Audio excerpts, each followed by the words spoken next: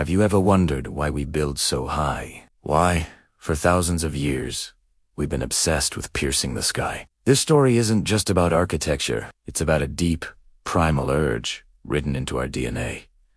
Since we first became the horizon has been our oldest boundary, a flat line dictating the limits of our world. But while the ground was for survival, the sky was for dreaming. It held the sun, the stars, the gods. To walk horizontally is to explore the earth, but to climb vertically is to transcend. To climb a mountain is to approach the divine.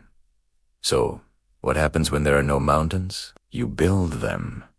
This is the biography of human ambition, a tale of how we refuse to accept the ground as our final resting place. Our story begins over 4,000 years ago in the flat, flood-prone lands of Mesopotamia. The ancient Sumerians felt the absence of mountains acutely. If the gods lived on high, and the land was flat, they'd have to build a path to them. So, they built ziggurats, massive, stepped pyramids of mud brick.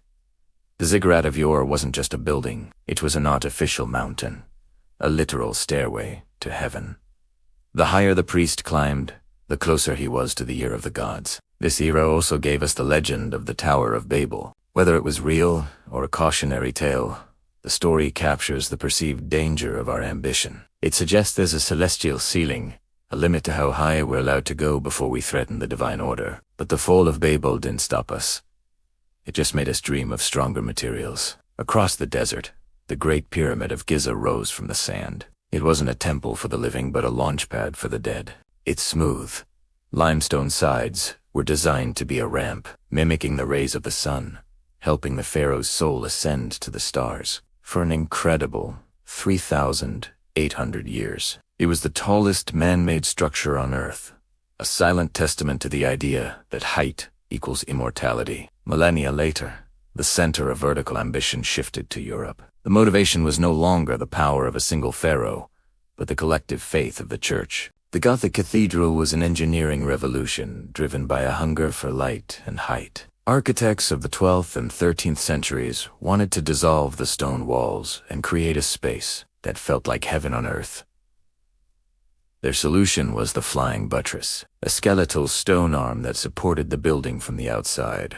This innovation allowed the walls to be filled with magnificent stained glass, flooding the interior with color and light. The spires of these cathedrals pierced the skyline, a constant stone finger pointing towards God, visible 4 miles around. Every element was designed to draw the eye upward, away from the mud of medieval streets and toward salvation. These weren't just buildings.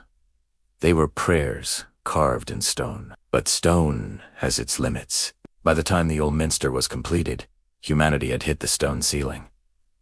To go higher, we needed a new revolution. That revolution arrived in the 19th century with a material that would forever change our cities: steel. But before the skyscraper could be born, 2 key inventions had to come together. First was the structural steel frame, which meant walls no longer had to support the building's weight. They could become curtains of glass. The second invention was much simpler, but just as vital: the safety elevator. In 1853, Alicia Otis stood on a platform high above a crowd in New York and ordered the rope cut. The crowd gasped, but the platform only jerked to a halt. "All safe, gentlemen. All safe," he declared. That moment was the psychological key to the vertical city.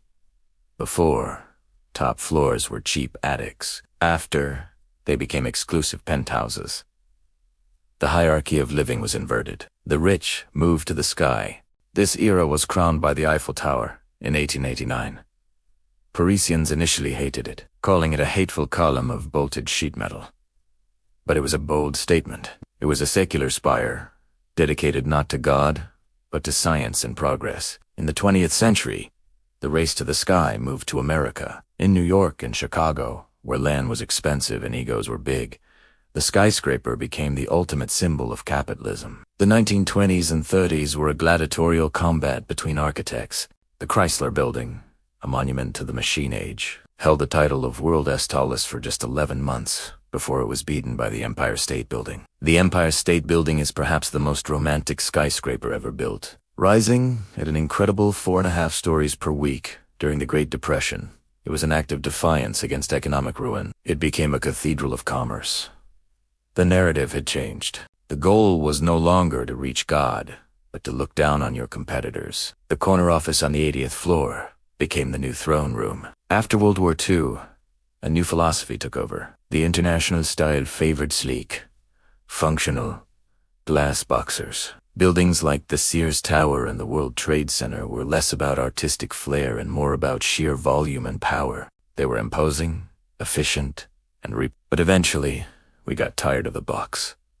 We missed the spire. We missed the vanity. As the 21st century dawned, the center of vertical ambition shifted east. Nations in Asia and the Middle East began using skyscrapers as nation-building tools, making a statement on the world stage. The Petronas Towers in Kuala Lumpur and Taipei 101 brought cultural aesthetics back to the skyscraper, blending pagoda geometry with high-tech engineering. This brings us to the current pinnacle, the Burj Khalifa in Dubai,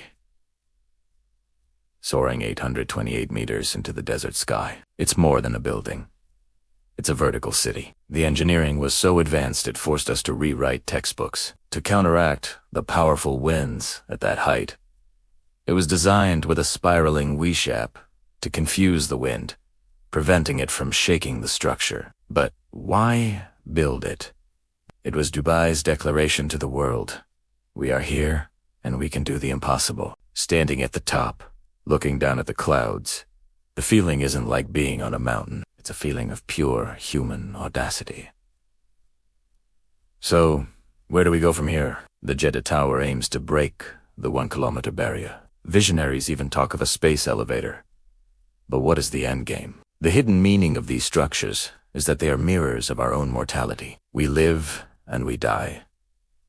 But our buildings of stone and steel remain. We build high because we fear being forgotten. We build high to scratch our names on the sky, hoping the universe will notice us. Every skyscraper is a monument to the collective capability of our species. Ultimately, the story of tall structures is a story of perspective. On Teground, you're in the maze, seeing only the immediate obstacles. But as you rise, the maze resolves into a map. The chaos below falls into a pattern.